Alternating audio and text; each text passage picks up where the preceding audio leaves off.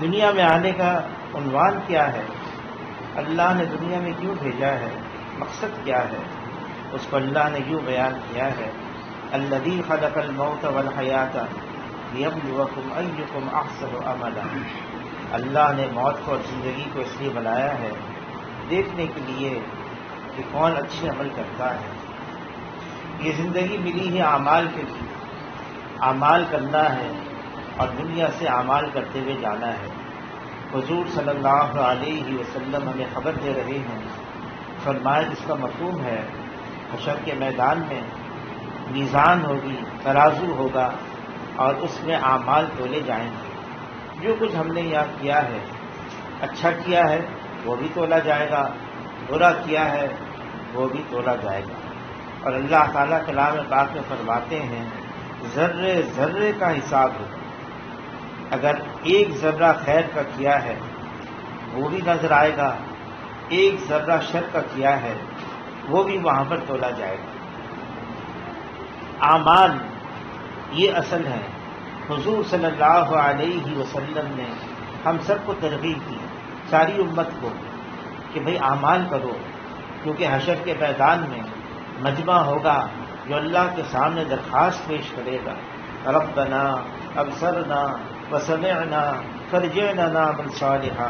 اے رب ہمارے، ہم نے دیکھ لیا، حشر کا میدان ہماری نگاہوں کے سامنے ہے، ہم لوگوں کی چیخ و پکار کو اپنے کانوں سے سن رہے ہیں، فرجعنا، ہمیں لوٹا دیا جائے، ہمیں موقع دیا جائے، ایک موقع اور مل جائے اب کہ ہم اچھے عمل کرتے آئیں۔ اعمال اب ہوتا کیا ہے، دنیا کی مصروفیت، یہاں کی مشغولیت، یہاں کے کام دھندے، اور آدمی اس کے اندر اتنا لگ جاتا ہے، بھول جاتا ہے کہ ہم دنیا میں اس لیے آئے ہیں تاکہ ہم اعمال کریں۔ لیکن اللہ نے پھر بھی اپنا فضل فرمایا، کرم فرمایا۔ ایک مبارک مہینہ آ رہا ہے، رمضان مبارک کا مہینہ، اور یہ مہینہ اس میں اللہ تعالیٰ ایسی فضا بناتے ہیں اپنی قدرت کاملہ سے، اپنے فضل سے، اپنی رحمت سے لوگ اعمال میں لگ جاتے ہیں۔ اس مبارک مہینے کے اندر سرکش شیاطین قید کر دیے جاتے ہیں، اور اس مبارک مہینے میں جنت کے دروازے کھول دیے جاتے ہیں، اور اس مبارک مہینے میں جہنم کے دروازے بند کر دیے جاتے ہیں۔ اور شعبان کا آخری ایام تھے کہ حضور صلی اللہ علیہ وسلم نے باعث فرمایا، اور یوں فرمایا جس کا مفہوم ہے تمہارے اوپر ایک بہت بڑا مہینہ آ رہا ہے، بہت برکت والا مہینہ آ رہا ہے، اور ایسا مبارک مہینہ ہے، ایسا مبارک مہینہ ہے، اس میں اللہ نے ایک رات ایسی رکھی ہے جو 1000 مہینوں سے افضل ہے۔ ایک رات اس مبارک مہینے میں، پھر فرمایا جس کا مفہوم ہے اس کا دن کا روزہ اللہ نے فرض قرار دیا ہے، رات کا قیام، رات کی جو اعمال تراویح ہے اس کو ثواب کی چیز بتلایا ہے۔ پھر فرمایا اس مبارک مہینے کے اندر کوئی نفل کرے، نفل پڑھ کر آئے، نفل اعمال کرے، اس کا درجہ اللہ تعالیٰ فرض کے برابر کر دیتے ہیں۔ کوئی فرض کا عمل کرے اس کا درجہ اللہ تعالیٰ 70 فرضوں کے برابر کر دیتے ہیں۔ اس مبارک مہینے کا شروع کا عشرہ یہ رحمت ہے، درمیانی عشرہ یہ مغفرت ہے، اور آخری عشرہ آگ سے آزادی ہے۔ اس مبارک مہینے کے اندر کوئی صبر کرے اور برداشت کر لے، ناگواری آتی ہے، فرمایا صبر کا بدلہ جنت ہے۔ جو صبر کرے گا، یہ صبر کا مہینہ ہے، اس میں اللہ تعالیٰ امت کو صبر کی سکھانی، یہ بھی بہت بڑا عمل ہے۔ کسی نے کہا ایمان کے بعد جو سب سے بڑا عمل ہے وہ صبر کا ہے۔ حضور صلی اللہ علیہ وسلم نے اللہ سے صبر کو مانگا ہے، اور بہت زیادہ صبر، اللہم اجعلنی صبورا، مجھے بہت زیادہ صبر کرنے والا بنا دے۔ ناگواری ہے، مزاج کے خلاف بات اٹھی ہے، طبیعت کے خلاف بات اٹھی ہے، اور آدمی اس کو سہ جائے، برداشت کر لے، واویلا نہ کرے، شور شرابہ نہ کرے، شکوہ شکایت نہ کرے، بلکہ اس کو ضبط کر لے۔ آتا ہے جس نے ناگواری پر صبر کرنا سیکھ لیا، جس نے ناگواری پر ضبط کرنا سیکھ لیا، اب دنیا کی کوئی طاقت اس کو ہرا نہیں سکتی، اس کو شکست دے نہیں سکتی۔ اس کے پاس ایک ایسا ہنر آ گیا صبر کا۔ تو فرمائے یہ مہینہ صبر کا ہے۔ پھر اس مبارک مہینے کے اندر اپنے جو ماتحت ہیں، جو ملازم ہیں، جو کام کرنے والے ہیں، فرمایا کہ جس نے اس کا بوجھ ہلکا کر دیا، اس کا بوجھ ہلکا کر دیا، تو اللہ تعالیٰ ایسے شخص کی مغفرت بھی فرمائیں گے اور آگ سے آزادی بھی فرمائیں گے۔ پھر فرمائے یہ مہینہ غم خاری کا ہے۔ غم خاری، دوسروں کے ساتھ ایسا برتاؤ کرنا، رحم کا، ان کے ساتھ ہمدردی کا، ان کے ساتھ خیر خواہی کا، ان کے ساتھ ایسا معاملہ رکھنا کہ ان کا بوجھ ہلکا ہو جائے، ان کا غم ہلکا ہو جائے، ان کی تکلیف ہلکی ہو جائے، ان کو حوصلہ دلانا۔ مایوسی، نا امیدی یہ آج کل عام ہے۔ کیوں؟ حالات ایسے بن گئے ہیں، یہ ہمارے اعمال کی وجہ سے مشکلات ہیں، پریشانیاں ہیں، ناگواریاں ہیں، اور ایسا حوصلہ پست ہو جاتا ہے اور ایسی ہمت ٹوٹ جاتی ہے۔ اس میں دوسرے کو ہمت دلانا۔ حضور صلی اللہ علیہ وسلم کے ارشادات سے یہ بات معلوم ہوتی ہے۔ فرمایا ایک قوم پر اس لیے اللہ کا عذاب آ گیا، وہ اللہ کی رحمت سے مایوس ہو گئے تھے، نا امید ہو گئے تھے۔ مایوسی، نا امیدی اللہ کو پسند نہیں ہے، بلکہ اللہ تعالیٰ کلام پاک میں فرماتے ہیں لا تقنطوا برحمت اللہ، اللہ کی رحمت سے مایوس مت ہو۔ مولانا یوسف ناندھلوی رحمۃ اللہ علیہ فرمانے لگے مایوسی تو کفر ہے، یہ اللہ کی نعمت کی ناقدری ہے۔ اللہ نے بہت ساری نعمتیں دی ہیں، آدمی پر کوئی مشکل آ جاتی ہے نا، کوئی ناگواری آ جاتی ہے، اللہ کی ساری رحمتیں بھول جاتا ہے، ساری نعمتیں بھول جاتا ہے۔ اس کی شفیع صاحب رحمۃ اللہ علیہ، ان کی صاحبزادی ایک دن فرمانے لگی کہ ابا جان کیا بات ہے، میرے دانت پہ درد تھا، میں ڈاکٹر کے پاس گئی، ڈاکٹر نے کہا یہ عقل ڈاڑھ ہے اور اس میں تکلیف ہے، اس کو نکالنا ہوگا۔ یہ عقل ڈاڑھ بھی عجیب ہے، جب یہ آئی اس وقت تکلیف، اب اس کے نکالنے کا وقت ہے تو اس میں تکلیف، درد ہے۔ کتنا عرصہ اس کو استعمال کیا؟ تو بیٹی نے بتایا کہ میں نے اتنے سال اس کو استعمال کیا۔ فرمانے لگے اتنے سال اللہ کی نعمت استعمال کی، وہ تو بھول گئیں، شروع کا درد، آخر کا درد یہ یاد رہا۔ اللہ نے کتنی نعمتیں دی ہیں۔ انبیاء علیہ الصلوۃ والسلام، ان کی ایک صفت جو اللہ نے کلام پاک میں بیان فرمائی ہے، کئی صفات ہیں ان کے اندر، لیکن ایک بہت بڑی صفت جو اللہ نے بیان فرمائی، فرمایا وعبدا شکورا، وہ بندے تھے شکر گزار۔ عائشہ رضی اللہ تعالی نے عرض کیا اے اللہ کے رسول، آپ آج رات اتنا روئے، اتنا روئے، اتنا روئے، حالانکہ آپ بخشے بخشائے ہیں۔ تو اس پر فرمایا کیا میں اللہ کا شکر گزار بندہ نہ بنوں، میں اللہ کا شکر گزار بندہ نہ بنوں۔ اس لیے مایوسی نہیں، ہمیں لوگوں سے بھی مایوسی دور کرنی ہے۔ تکلیفیں ہیں، پریشانیاں ہیں، لیکن ہم ان کو بتائیں، ہم سمجھائیں، اپنے آپ کو بھی سمجھائیں۔ ہماری تکلیف بڑی ہے یا اللہ بڑے ہیں؟ اللہ بہت بڑے ہیں، اور اللہ کی بڑائی کی کوئی حد اور کوئی انتہا نہیں ہے۔ اللہ اتنے بڑے ہیں کہ ہماری سوچ سے بھی بڑے ہیں، اور ہماری چیزیں، ہماری تکلیف، اور ہم یہ بھی سوچیں اللہ کے علاوہ کون جو ہماری پریشانی کو دور کرے، اللہ کے علاوہ کون جو ہماری مصیبت کو ہٹائے، اللہ کے علاوہ کون جو ہمیں راحت اور اطمینان دے۔ یہ سوائے اللہ کے کوئی اور ہستی نہیں ہے۔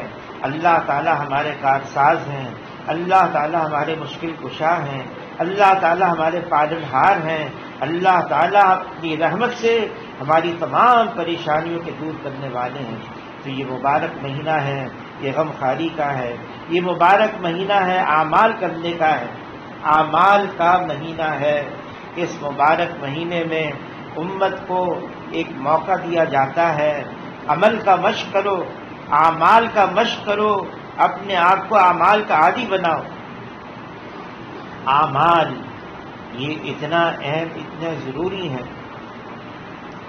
کہ نوح علیہ السلام جب عذاب آیا پانی کا، اور نوح علیہ السلام کی آنکھوں کے سامنے ان کا بیٹا آگ کے اندر اور اس پانی کے اندر اللہ کے عذاب میں ڈوب رہا تھا، اللہ کا عذاب تھا، ڈوب رہا تھا،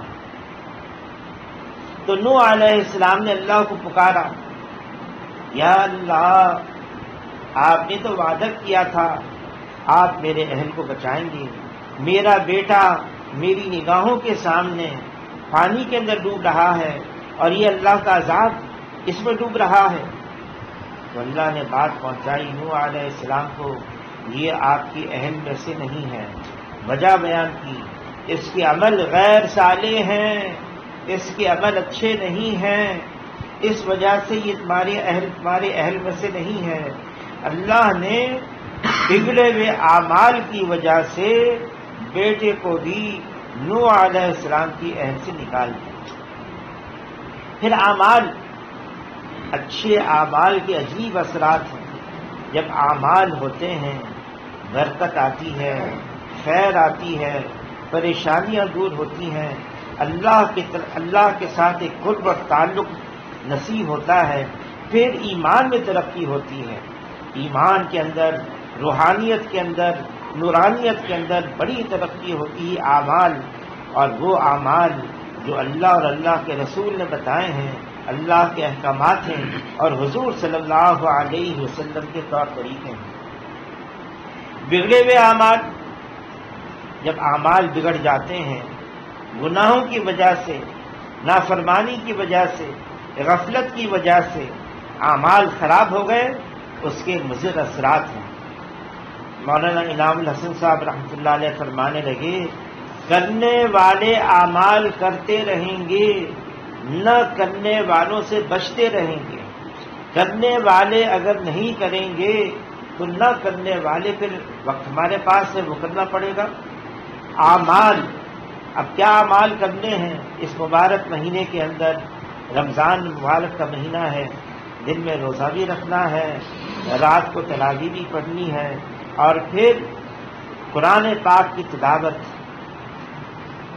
حضرت حامی رحمۃ اللہ علیہ فرمانے لگے، یہ مبارک مہینہ تو قرآن پاک کی سالگرہ کا، یہ مبارک مہینہ اس میں قرآن پاک کی سالگرہ ہے، اس مبارک مہینے کے اندر قرآن پاک نازل ہوا، بلکہ تمام آسمانی کتاب اس مبارک مہینے میں نازل ہوئی، اور یہ قرآن پاک خاص طور سے یہ مبارک مہینہ شغف ہے قرآن پاک کی تلاوت کا۔ اگر قرآن پاک کی تلاوت نہیں آتی، ہم نہیں پڑھ سکتے، موقع نکالیں، کسی سے کوئی اچھا استاد ہو، استادی ہو، اور اس سے ہم قرآن پاک تھوڑا تھوڑا کر کے پڑھیں۔ یہ اللہ کا کلام ہے، یہ اللہ کی ذات سے نکلا ہے۔ امام احمد بن حنبل رحمۃ اللہ علیہ فرماتے ہیں، جتنا قرآن پاک کی تلاوت سے اللہ کا قرب حاصل ہو سکتا ہے، کسی اور عمل سے اتنا اللہ کا قرب حاصل نہیں ہوتا۔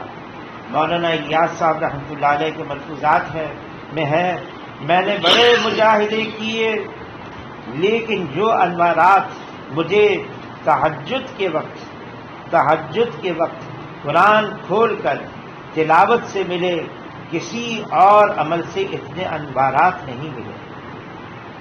بڑے مجاہدے کی، قرآن پاک تہجد کے وقت کھول کر تلاوت کرنا، اس کے بڑے انوارات ہیں، اعمال ہیں۔ پھر یوں فرمایا، جس کا مفہوم ہے کہ اس میں دو چیزوں کا ضرور اہتمام کرنا۔ دو چیزیں کیا ہیں؟ لا الہ الا اللہ کی کثرت اور استغفار۔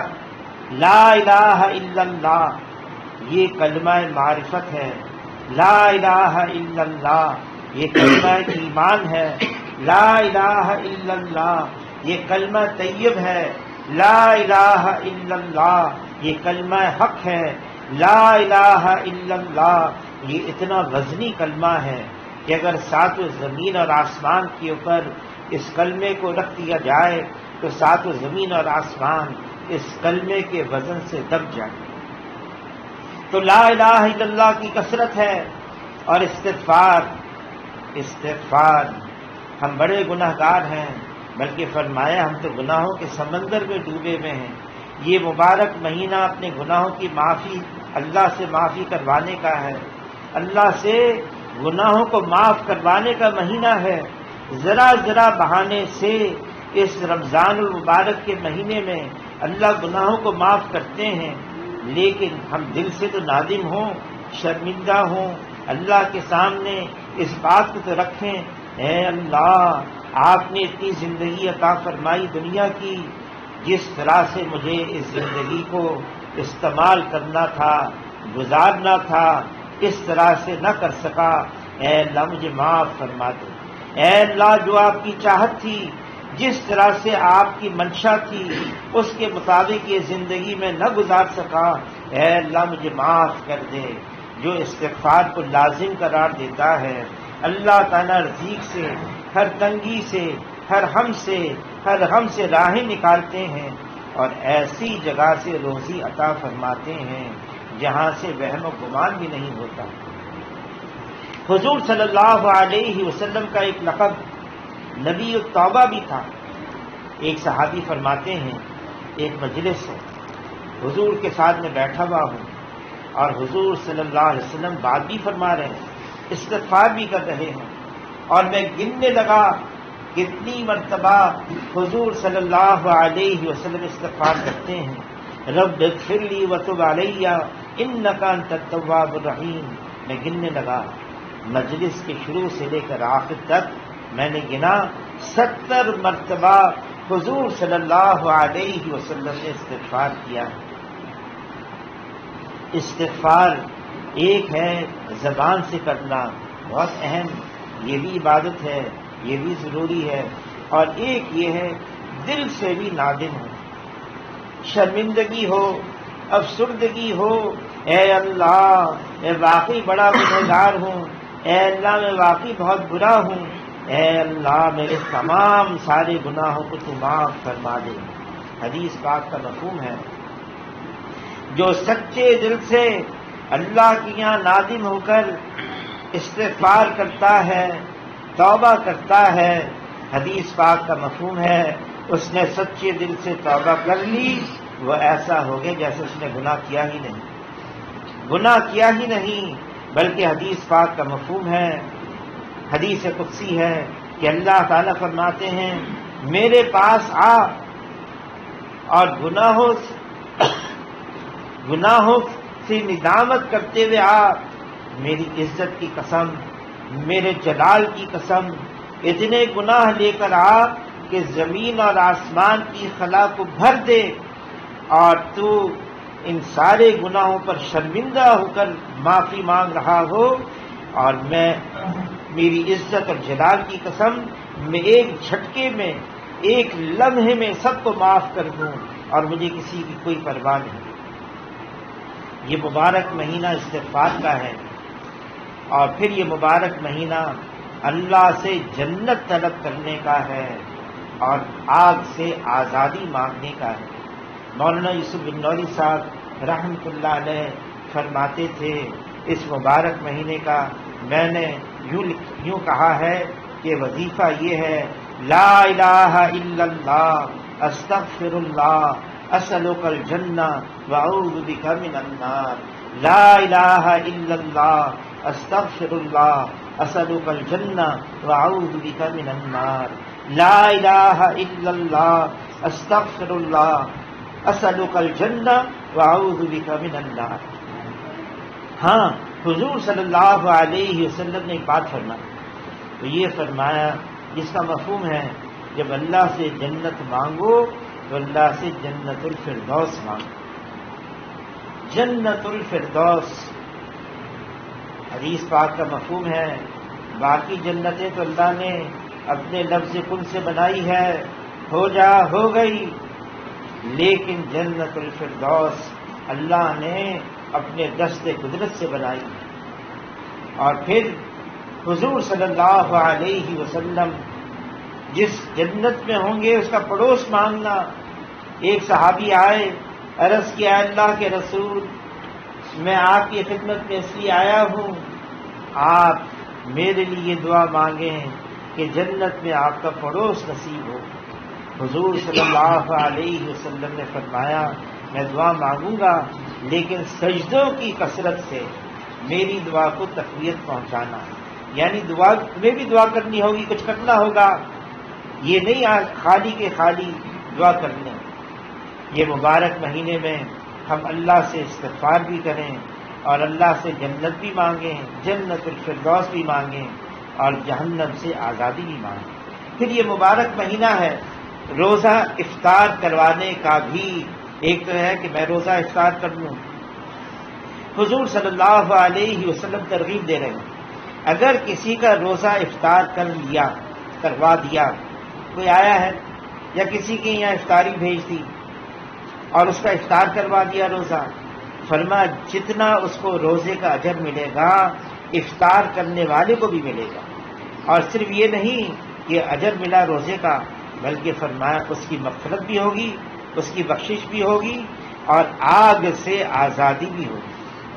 روزہ افطار کرانا، صحابہ نے عرض کیا اللہ کے رسول ہم میں ہر ایک تو اتنی طاقت نہیں رکھتا کہ لوگوں کو افطار کروائیں، فرمایا پیٹ بھر کے کھلانے پر موقوف نہیں ہے، کھجور یا اس کا ایک ٹکڑا بھی دے دیا افطاری میں، یا لسی یا اس کا ایک گھونٹ یا پانی اس کا ایک گھونٹ بھی پلا دیا، اس پر بھی یہ اجر ملے گا، آگ سے آزادی کا، گناہوں سے مغفرت کا، اور پھر جتنا روزے دار نے روزہ رکھا اس کا پورا کا پورا اجر ملے گا۔ پھر حضور صلی اللہ علیہ وسلم اس مبارک مہینے کے اندر اعتکاف ہی کرتے تھے، آخری عشرے میں اعتکاف، اور اعتکاف کیوں فرماتے تھے اس کا ایک بڑی وجہ یہ تھی کہ آخری عشرے کی 7 راتوں میں ایک لیلۃ القدر ہے، اس لیلۃ القدر کی تلاش میں آخری عشرے، رمضان کا آخری عشرہ ہے 10 دن آخری، اس کی 7 رات، فرمائے یہ لیلۃ القدر یہ اس امت کو خاص طور سے دی گئی ہے۔ حضور صلی اللہ علیہ وسلم کے سامنے یہ بات آئی، سابقہ امتیں بڑی لمبی لمبی ان کی زندگیاں تھیں، نوح علیہ السلام، ایک عورت آئی اور کہنے لگی کہ میرے بچے بچپن میں مر جاتے ہیں، چھوٹی عمر میں مر جاتے ہیں۔ پوچھا کتنے سال کے مر جاتے ہیں؟ کہا 400 سال 300 سال اتنی عمر پاتے مر جاتے ہیں۔ تو نوح علیہ السلام نے اس عورت کو بتایا ایک ایسی امت آنے والی ہے جس کی اوسطاً عمر 60-70 کے درمیان ہوگی۔ تو عورت کہنے لگی پھر تو وہ امت اپنا سر سجدے سے بھی نہ اٹھائے گی، ساری زندگی اسی میں گزار دے گی۔ یہ امت اس کو اوسطاً عمر ملی ہے 60-70 سال۔ حضور صلی اللہ علیہ وسلم فرماتے اس کا مفہوم ہے میری امت کی اوسطاً عمر 60-70 سال کی ہے، بہت کم ایسے ہوں گے جو 70 سال سے اوپر جائیں گے۔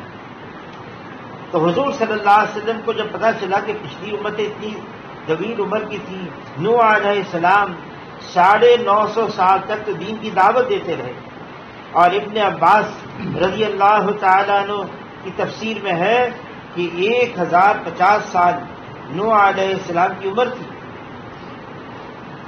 اللہ تعالیٰ نے حضور صلی اللہ علیہ وسلم کی تسلی کے لیے یہ ایسی رات دے دی 1000 مہینوں سے بھی افضل ہے، 1000 مہینوں سے، اور کتنے افضل ہے یہ تو اللہ ہی جانتے ہیں۔ ایک رات، اس رات کے اندر کیا کرنا چاہیے اس رات میں؟ عائشہ رضی اللہ تعالیٰ عنہ اللہ ان کو جزائے خیر عطا فرمائے، ہم تو یہ سوچتے ہیں نا یہ رات مل جائے، ہم ساری رات صلاۃ و تسبیح، ہم ساری رات نماز، ساری رات تلاوت، ساری رات ہم اس طرح سے دعائیں مانگیں گے، ذکر کریں گے، ہم یہ سوچتے ہیں۔ حالانکہ عائشہ رضی اللہ تعالیٰ نے عرض کیا اللہ کے رسول اگر مجھے شب قدر مل جائے تو میں کیا کروں؟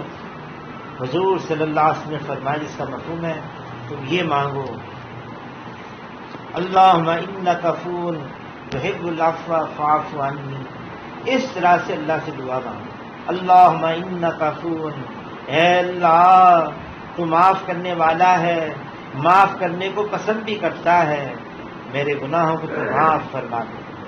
اتنا آسان نسخہ۔ ایک دفعہ مسجد نبی میں اور 27ویں شب تھی اور تاس رات تھی اور وہاں پر مجمع جاگ رہا تھا۔ مسجد چھوٹی تھی، یہ نئی تعمیر نہیں ہوئی تھی، صرف وہ ترکوں کی مسجد تھی، تو وہاں اس مسجد کے اندر تاک رات میں بیٹھا ہوا تھا، میں حزب الاعظم پڑھ رہا تھا، ایک عرب نوجوان میرے برابر، اس نے کہا بھائی تم یہ دعا کیوں نہیں مانگتے اللہم انک عفو تحب العفو فاعف عنی؟ میں نے کہا میں نے تو پوری تصویر پڑھ لی۔ اس نے کہا نہیں، یہ اتنا مانگو اتنا مانگو، اتنا پڑھتے رہو کہ تمہارے دل میں اطمینان ہو جائے، ہاں اللہ نے میری بخشش کر دی۔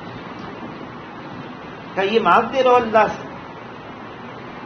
شب قدر ہے، اس میں 1000 مہینوں سے افضل ہے، اس میں اللہ کی عبادت کرنی ہے، اعمال کرنے ہیں، دعائیں مانگنی ہیں۔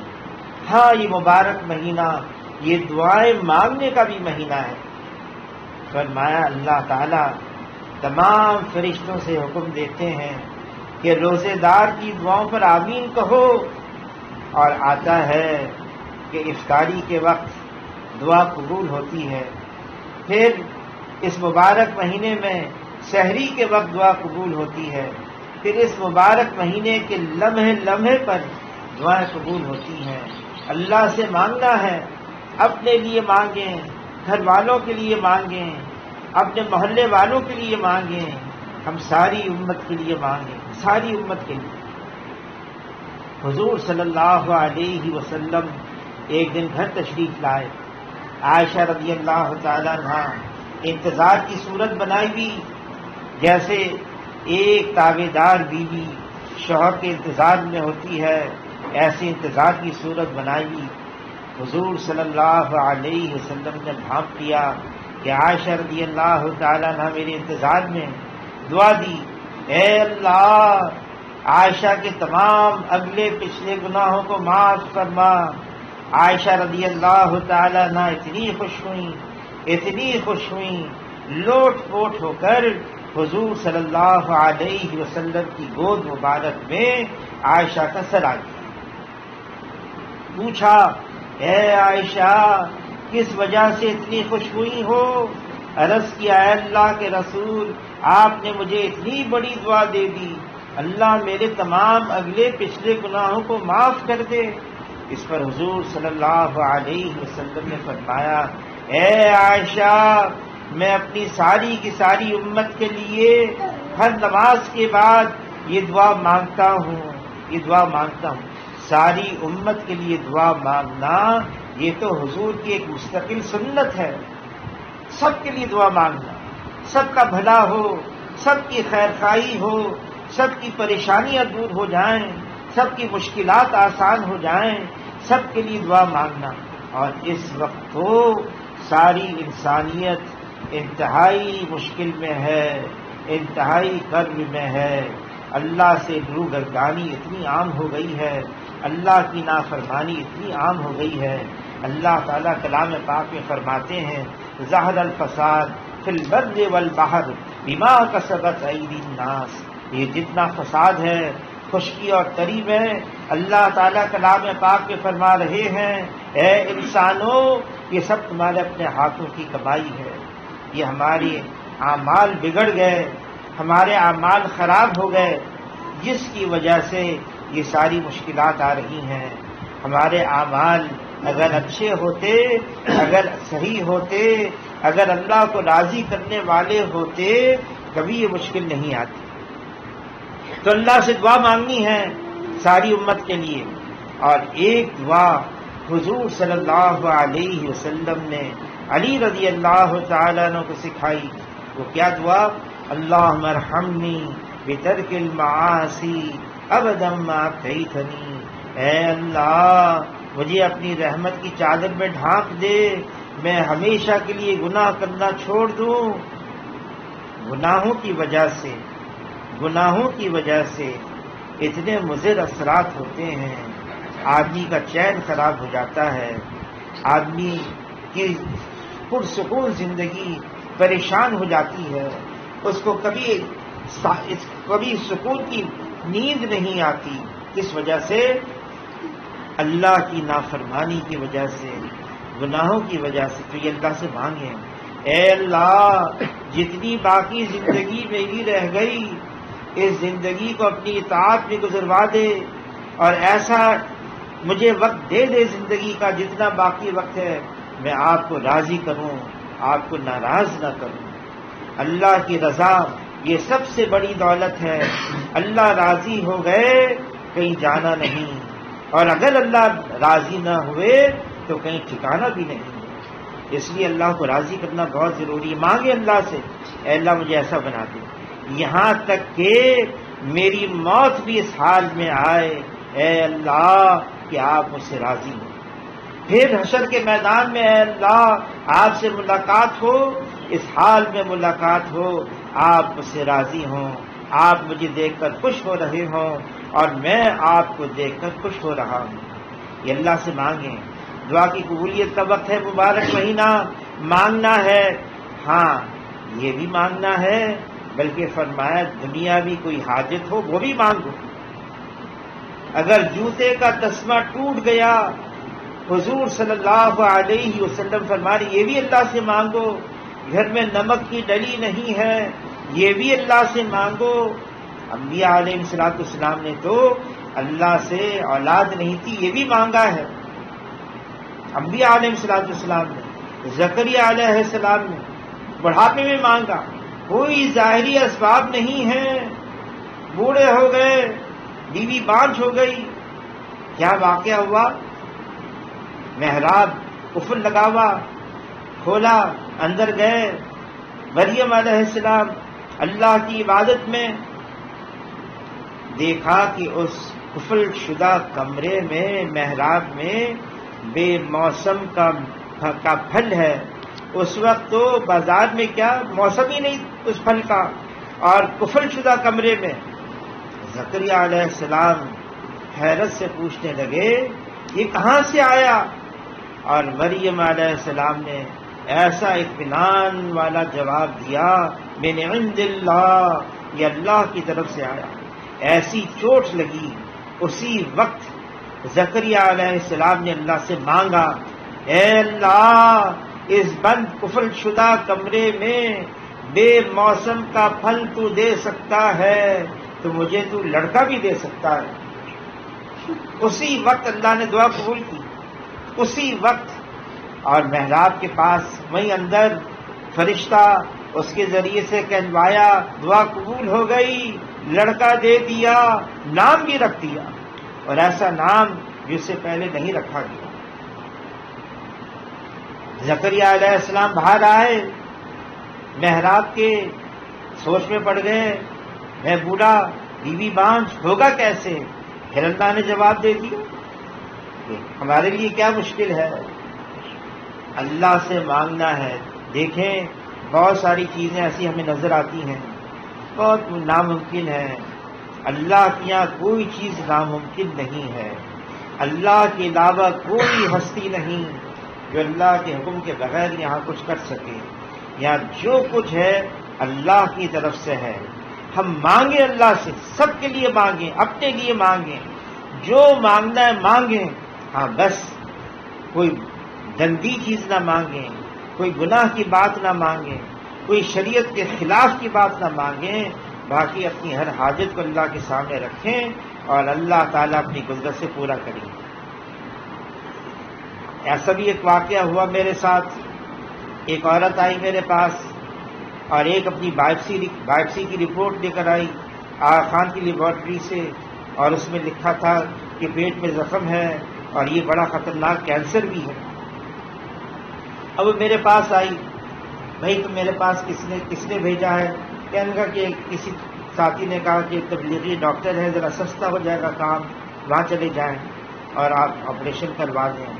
تو میں نے ان سے کہا کہ بھئی یہ تو بہت گہرائی میں جانا پڑے گا اور اس میں ٹائم لگے گا، زخم بنے یا نہ بنے پھر دیکھ لیں آپ۔ وہ تیار ہو گئی، آپریشن ہو گیا، اسی لیبارٹری کے اندر وہ ساری چیز بھیج دی، وہاں سے جواب آیا اس میں کوئی کینسر کے ذرات نہیں ہیں۔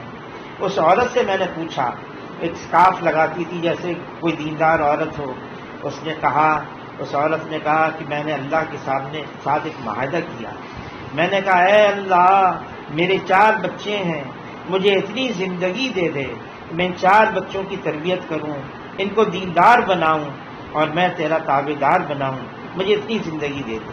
تو میں نے اس عورت کو کہا تمہاری دعا قبول ہو گئی کہ اس میں کوئی کینسر کے ذرات نہیں، بلکہ لیبارٹری والوں نے تو یہ بھی بھیجا، پچھلا جو بھیجا تھا ہمارے پاس اسپیسیمن، اس کو بھی ہم نے دیکھا، اس میں ہے کینسر کے ذرات اور اس کے اندر کوئی کینسر کے ذرات نہیں ہے۔ کیا ہوا کہ اگر ڈاکٹر بھی کہہ دے بہت مشکل ہے، لیکن اللہ نے کچھ نہیں کہا ابھی تک، ہم اللہ سے مانگیں گے، اللہ تعالیٰ انہونی کو بھی ہونی بنا دیتے ہیں اور ایسی مشکلات اللہ تعالیٰ کر دیتے ہیں آسان، ہم اللہ سے مانگیں۔ تو یہ مبارک مہینہ ہے، یہ اللہ سے تعلق جوڑنے کا ہے، اللہ کا قرب حاصل کرنے کا ہے، اعمال کرنے کا ہے۔ اپنے آپ کو اعمال کا عادی بنا دیں اس مبارک مہینے میں۔ اگر اس ایک مہینے کے اندر اپنے آپ کو اعمال کے اہتمام کا عادی بنا دیا تو باقی 11 مہینے میں بھی آسان ہو جائے گا۔ اعمال اصل ہے، دنیا کے اندر بھی ان اچھے اعمال کے اثرات پڑتے ہیں اور آخرت میں بھی۔ اور اگر اچھے اعمال نہیں ہوں گے، دیکھیں زندگی تو ہے 24 گھنٹے کی، دن رات ہمارے پاس ہے، کرنے والے کام نہیں کریں گے، نہ کرنے والے کام پھر کرنے پڑیں گے، اور گناہوں کے مضر اثرات ہیں۔ پھر ایک گناہ دوسرے گناہ کو کھینچتا ہے، پھر گناہوں کے دندل میں آدمی پھنس جاتا ہے، نکلنا چاہتا ہے نہیں نکل سکتا۔ اس لیے یہ مبارک مہینہ ہے، مشق کے لیے اللہ نے دیا ہے، آسان ہے۔ نفس کو بھی کمزور کر دیا، بھوک کی وجہ سے آدمی روزے میں ہوتا ہے، بھوک کی وجہ سے نفسانیت بھی کمزور، پھر شیطانیت بھی کمزور، ملکوتی طاقتوں کو اللہ زوراور کر دیتے ہیں۔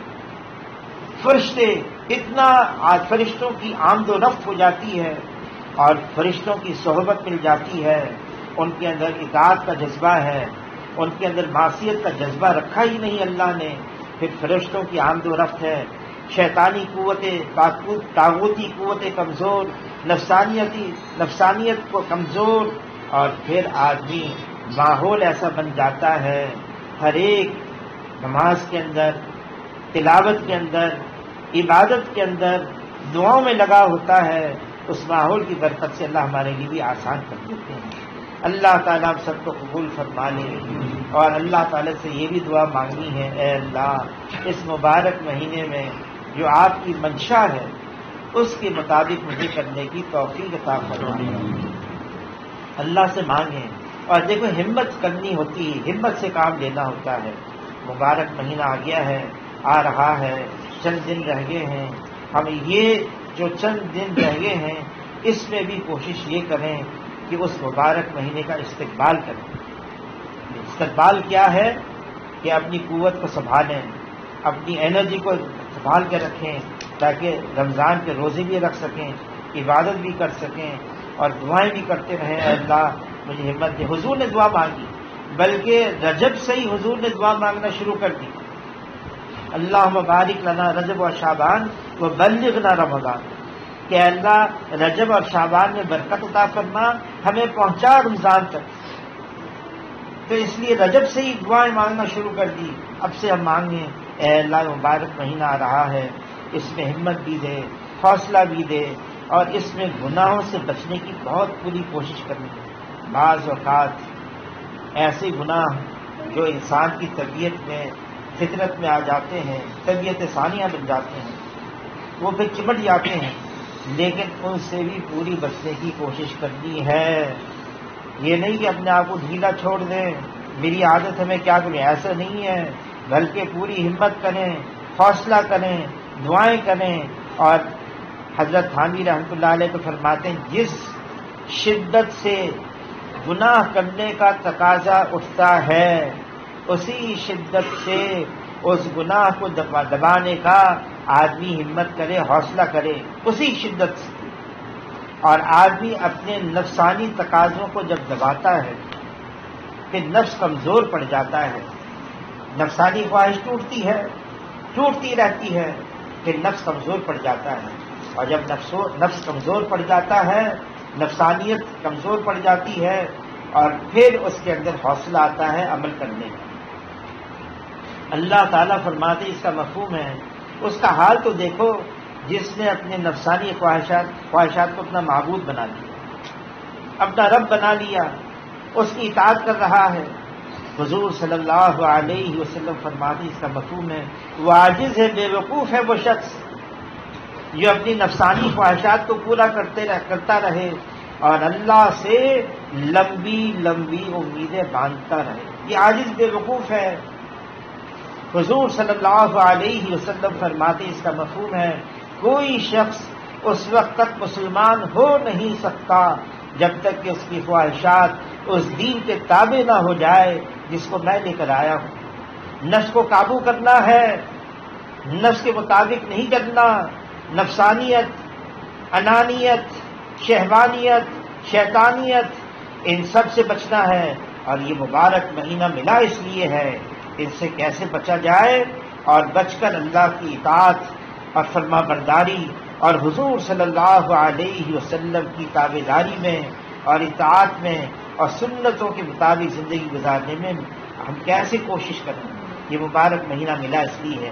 اللہ تعالیٰ سب کو اس کے لیے قبول فرما لے اور آسان فرما لے، اور اللہ تعالیٰ ہمارے لیے یہ مبارک مہینہ بار بار مقدر فرمائے، بار بار۔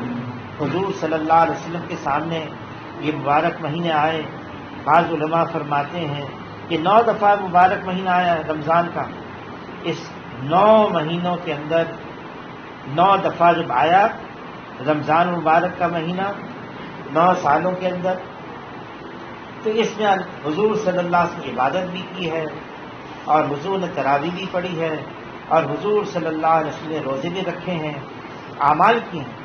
لیکن یہ مبارک مہینہ یہ نقل و حرکت کا بھی ہے۔